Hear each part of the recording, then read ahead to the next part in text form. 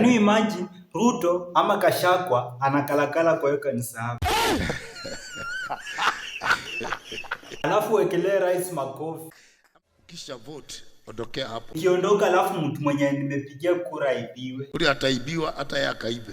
Wote ni waizi. Unamaanisha nini? Hakuna malaika hapo.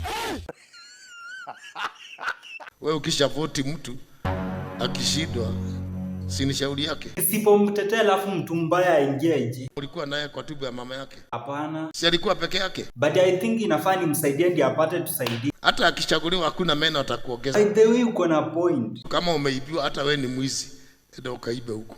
Wakora hawa.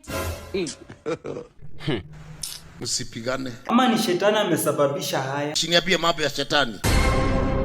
Pastor Maina. Tafuta rika yako. Sasa rika yangu inahusika wapi kwa hii Risto? Tafuta rika yako muongee mambo ya shetani. Ndovu iwezi ongea mambo ya kiroboto. Ndovu hata ijui kiroboto ni nini. Hata iwezi kujikuna ati inaumwa na kiroboto. What is that? Sasa nani ndovu hapa? Pastor Ng'ang'a. Kwa hivyo sasa we shetani kwako ni kama kiroboto umuogopi.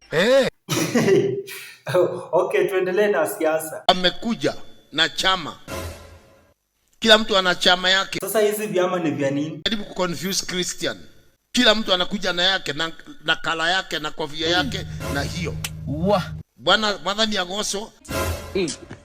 Nasuwaite siku moja ukuje uombe. Mmoja mkuja hapa. Utafanya? Piga hii gita mtagaragara hapa nyote. Kwa nyinyi malaika. God forbid. Try one day come here. Again, God forbid. I swear before God, before my departure, I will present my God. Na wazipo kalakala. We mlevi mwizi uje hapa na hautagaragara.